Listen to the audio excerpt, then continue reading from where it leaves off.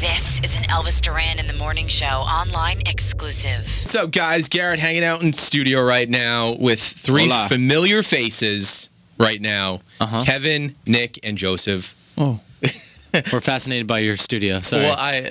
Well, do people still call you? Do people ever call you Joseph, or is it just my mother calls me Joseph Adam when she's mad, and my brother sometimes call me Joseph. All right. Well, I would love for you to call me Joseph. All right, I'll call you Joseph throughout this whole interview. It's on my birth certificate. All right, and my license. We welcome the Jonas Brothers, guys. Welcome back. Thanks. Thank you for having us back. Looking at this fifth studio album, like knowing that this is your fifth studio album, is it kind of weird to go, wow, that went by quick? It feels like the first album, just a little. It's a little bit like riding a bike. Yeah. Or a Vespa or I don't know what else, a jet ski. It's just kind of hopping back on and going. And I think the break was definitely nice. I mean, after doing this for so many years and kind of being everywhere everybody was looking, you had their TV shows or radio, after a while we were just like, I think it'd be nice for us and individually just to do some stuff on our own. And it's been really nice. And now getting back together, it kind of feels just like it's back in the rhythm. Well, take us to that day where you guys go, all right, we're going all in again, all right? We're going music, touring, everything.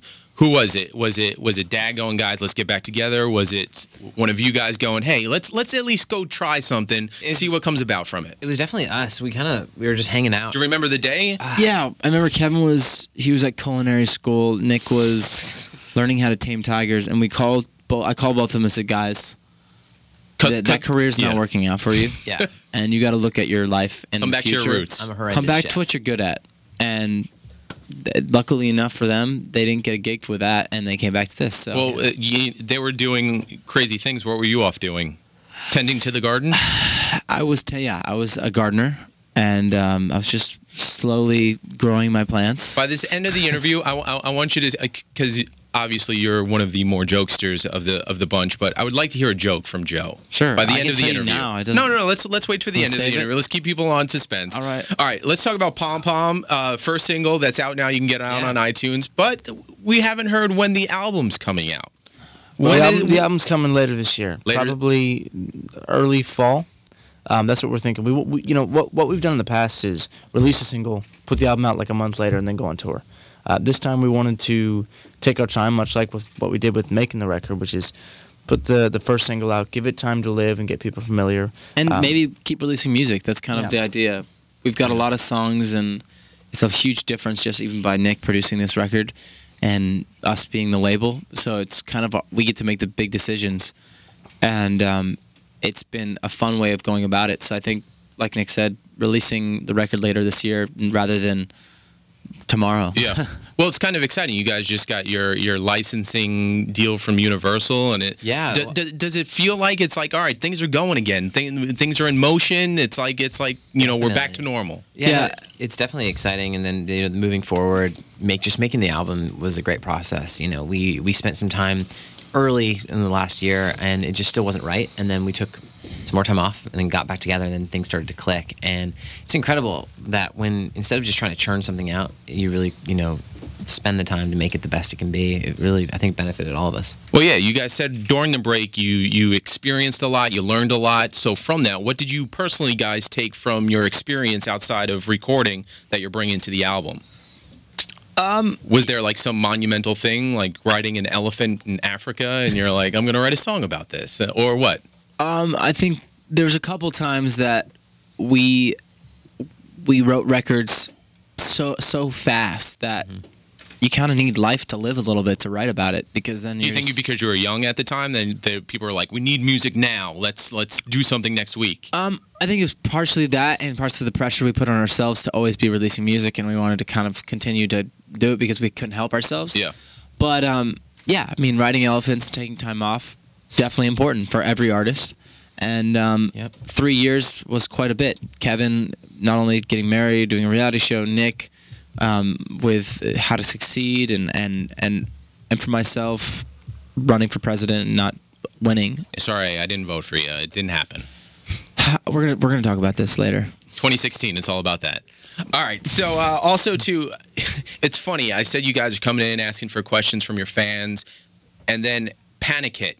because you tweeted out the words "leaving New York," and everybody's like, "Oh my God, I got what's in wrong? trouble for that. What's wrong with him? Is he okay?" And I'm like, okay, well, they have family in Jersey. They could just be crossing a tunnel or going over a bridge and going Could be to anything. visit some friends. I mean, people think it's like just because you say you're leaving New York doesn't mean that you're not in New York or close to New York. Right. It was kind of freaky to me, at least. It also doesn't specify when he's actually leaving. Exactly. Well, leaving New the York. reason I said that In 2 weeks. was because in short form, there was a video a girl made online, and it was an invite to her formal. I couldn't make it, and we were going to surprise her with a video that I already filmed last week, and in person surprise her in like hair, makeup, and a mask that SNL crew helped me with.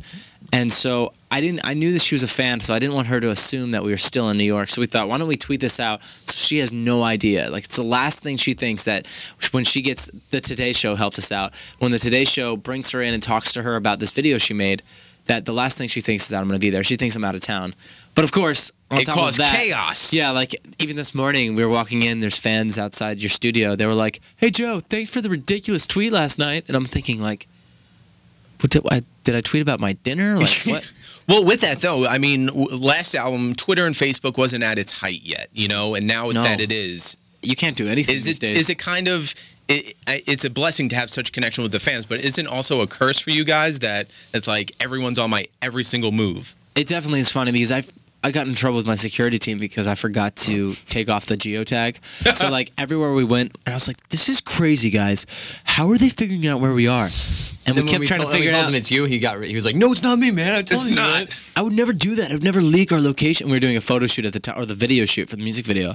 And then we're in the middle of nowhere at like a small little football field, and yet there's like 30 fans waiting for us. Like, this doesn't make sense until I realized that I'm the one. I am the mole. A great TV show too back in the day. Nick, Yes. now writing this whole album too, pressure not just from your brothers, but overall going, hey, this is on my back. Yeah, I mean, we all had a part in the writing, which I think is so important and been a part of our dynamic for a while. But on the production side, yeah, it was a lot of pressure. And I put a lot of pressure on myself to make it different and interesting and unexpected for people. But I'm really proud of the result. Worked hard on it, gave the right amount of time to make sure it was in the right place. But I think this is the best record we made yet. Now, we know that how the record business works, that you put out 12, 10 songs on an album, but you guys probably have 30, 40 songs possibly. About We have 40. a lot. Let's not give a number, but could there be more albums after this one? I think so. I think that we're even looking to make the most out of this record, and with the new model, using an app to release music, or however we're going to decide to do it. We're going to put out music as we write it. Yeah. Now, getting back in the groove, getting back in the saddle, whatever other metaphor I could think of, what's one thing that you guys have missed versus one thing that you didn't miss?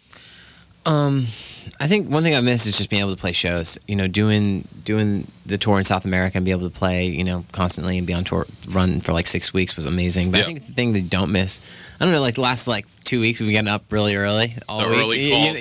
The early call times. But that's not that big of a deal. No, of course not. Honestly, it's like you just become adjusted. Yeah. And just drink coffee, so it's not that bad. All right. So before I guys let you go, let's turn over to Joseph. All right. Let's hear a joke. You had one in your back Pressure is pocket. on, man. I had one. I'm just trying not to. I'm trying not to do my dirty jokes 'cause I don't think they're radio friendly. But I would say That's why we have a bleep button. I'll go a couple. What do you call a girl with one leg? What's that? Eileen. What do you call a dog with no legs? Eileen. Don't call him. He won't come anyway. That's terrible. You should open up for yourself when you're out on tour. I thought about it. Maybe one day.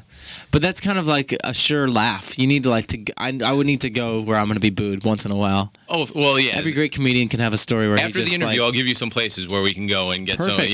get Anytime some. we go to a touch in. comedy club, it's like, it's fun. All right, so album out later on this year. Pom Pom's Yes. out on iTunes and everywhere else that you could get music. Possibly imagine. And of course, a big summer tour ahead. Thank you. Guys, thank you so much. The Jonas Brothers, everybody. Thank Thank you so you much. very man. much. Appreciate Thank it.